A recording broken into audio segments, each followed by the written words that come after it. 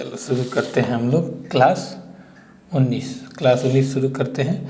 तो सबसे पहले समझ ले, जब हर्षवर्धन की मृत्यु हो जाती है या 8वीं सदी के मध्य में या अरब आक्रमण के बाद बिहार और बंगाल में 3 पैरेलल वंश चलते हैं। ठीक है, पाल वंश हो गया और दूसरा सेन वंश हो गया और तीसरा होता है कर्नाट वंश। तो पाल वंश पढ़ लिए, सेन वंश पढ़ लिए और कर्नाट वंश पढ़ते हैं। तो कर्नाट वंश समय इसका हो गया 1097 से लेके 1324 ईस्वी में, ये मिथिला में है कर्नाट वंश। कर्नाट वंश के शासक सबसे पहले नान्यदेव नंगा, नान्यदेव के बाद गंगदेव के बाद नरसिंहदेव के बाद नौर रामसिंह देव के बाद शक्ति सिंह के बाद सबसे अंतिम हरि सिंह देव। फिर से एक बार, नान्यदेव के बाद गंगदेव के बाद नरसिंहदेव, नौर रामसिंह देव के बाद शक्ति सिंह देव के बाद हरि सिंह देव। अब देखो, ये जो मिथिला में कर्नाट वंश है 11वीं से लेके 13वीं शताब्दी के मध्य में रहते हैं। क्यों?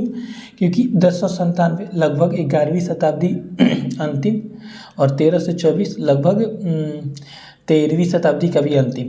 1097 से 1324 इसमें ये मिथिला में आए थे। अब ये आए कहाँ से थे? ये चालुक्य वंश की एक शाखा थी। ये जो कर्नाट वंश के थे, चालुक्य वंश दक्कन पठार क्षेत्र के थे। इनको महिपाल द्वितीय, जो कि पाल वंश का शासक था, उसके द्वारा इनको आमंत्रित किया गया था। एक एक शासक के बारे में हम लोग पढ़ेंगे। नान्यदेव संस्थापक है, ये सेन को हराते हैं नान्यदेव। ठीक है, ये संगीत के प्रेमी थे। इनके पुत्र थे गंगसिंह देव, नान्यदेव के पुत्र थे गमसिंह देव। इनकी राजधानी थी नानापुर, जो कि चंपारण में है। अब दूसरा गंगदेव के बारे में कुछ पढ़ना नहीं है। नंगा हो गया। नरसिंहदेव के बारे में पढ़ना है। ये तिरहुत और दरभंगा पर इनका अधिकार हो जाता है, नरसिंहदेव का तिरहुत। सबसे इम्पोर्टेंट है, बख्तियार खिलजी का बिहार अभियान किसके समय में होता है? तो नरसिंहदेव के समय में। फिर से एक बार, बख्तियार खिलजी का बिहार अभियान किसके समय में होता है? तो नरसिंहदेव के समय में। बख्तियार खिलजी को नरसिंहदेव नजराना भेंट करते हैं, लेकिन फिर भी बख्तियार खिलजी इनके क्षेत्र पर आक्रमण करता है। नरसिंहदेव ने कर्नाट कुलभूषण की उपाधि धारण की। रामसिंह देव अगला शासक। रामसिंह देव के समय में तुर्क सेनापति तुगरिल खान का एक असफल सैन्य अभियान होता है। इसकी चर्चा तिब्बती यात्री धर्मस्वामी ने की है। फिर से एक बार, रामसिंह देव के समय, तो क्वेश्चन पूछ सकता है कि तुगरिल खान का असफल सैन्य अभियान किस कर्नाट वंश के शासक के समय में होता है? तो ये क्वेश्चन हो जाएगा रामसिंह देव। इसकी चर्चा कहाँ मिलती है? तो तिब्बती यात्री धर्मस्वामी ने इसकी चर्चा की है। शक्ति सिंह देव कोई इंपॉर्टेंट नहीं रखते हैं। हरि सिंह देव पंजीकरण या रजिस्ट्रेशन सिस्टम शुरू किया था हरि सिंह देव ने। सबसे महत्वपूर्ण, गयासुद्दीन तुगलक का मिथिला पर अटैक इसी के समय में होता है। क्वेश्चन पूछिए, गयासुद्दीन तुगलक का मिथिला पर अटैक किसके समय में होता है?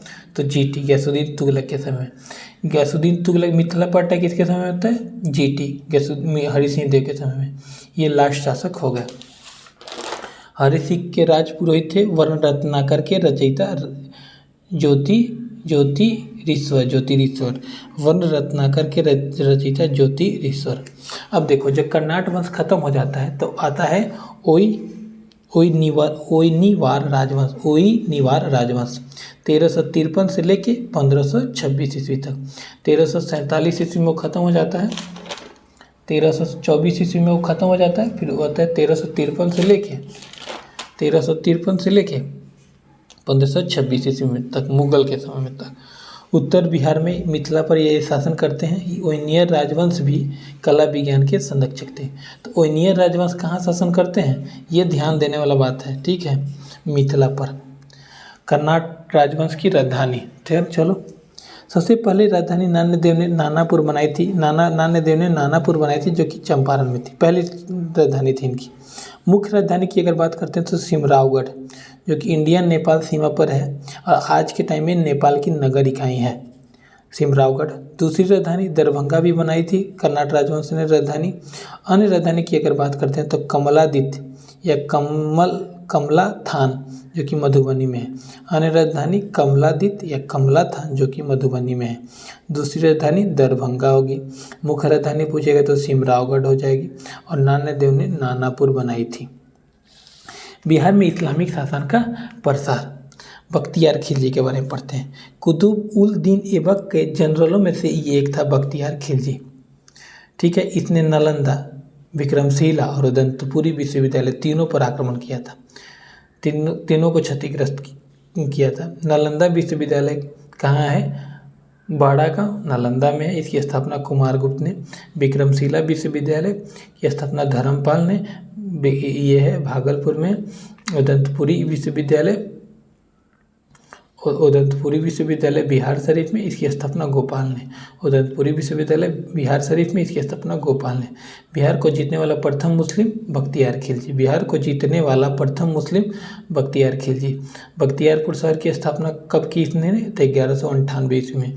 बख्तियारपुर शहर की स्थापना इसने कब की? 1198 ईस्वी में। नरसिंह देव के समय में पढ़ लिए हैं पीछे कि नरसिंह देव के समय में ये कर्नाट राज्य पर आक्रमण करता है। नरसिंह देव इसको नजराना भी भेंट करता है। नरसिंह देव के बारे में एक बहुत बात याद रखना, कर्नाट कुलभूषण की उपाधि धारण की थी नरसिंह देव ने। हत्या की करता है बख्तियार खिलजी का अली मर्दन। हत्या कौन करता है? अली मर्दन। बिहार शरीफ में बख्तियार खिलजी को दफनाया जाता है। बिहार शरीफ में ताजुल मसीर जो कि सदरुद्दीन हसन निजामी की पुस्तक है, उसमें खिलजी आक्रमण के बारे में चर्चा है। ताजुल मसीर जो कि सदरुद्दीन हसन निजामी की पुस्तक है, उसमें खिलजी आक्रमण के बारे में चर्चा है। लक्ष्मण सेन पे भी आक्रमण करता है, यानी बंगाल पे ही आक्रमण करता है। उस समय वहाँ का शासक लक्ष्मण सेन है जो कि राजधानी नदिया में रहता है। तो बख्तियार खिलजी जब ये आक्रमण करता है तो ये नदिया अपनी राजधानी छोड़कर लखनऊ बंगाल में भाग जाता है। गाजी इख्तियार के नाम से भी जानते हैं। किसको? बख्तियार खिलजी को। बख्तियार खिलजी को गाजी इख्तियार के नाम से भी जानते हैं। 1206 ईस्वी में बख्तियार खिलजी मर जाता है। अब देखो, बख्तियार खिलजी नालंदा विश्वविद्यालय पर 3 बार आक्रमण करता है। पहली बार आक्रमण करता है, नालंदा विश्वविद्यालय पर 3 बार आक्रमण होता है। पहली बार आक्रमण मिहिरकुल जो कि एक हुर्ण शासक था वो करता है, मिहिरकुल। तो इसका पुनर्निर्माण स्कंदगुप्त करता है। मिहिरकुल करता है पहला पुनर्निर्माण स्कंदगुप्त। दूसरा आक्रमण गौर शासक, पुनर्निर्माण हर्षवर्धन। दूसरा आक्रमण गौर शासक, पुनर्निर्माण हर्षवर्धन। तीसरा आक्रमण बख्तियार खिलजी 1193 ईस्वी में। तो इस पर कोई अभी इसका पुनर्निर्माण का जिक्र नहीं है।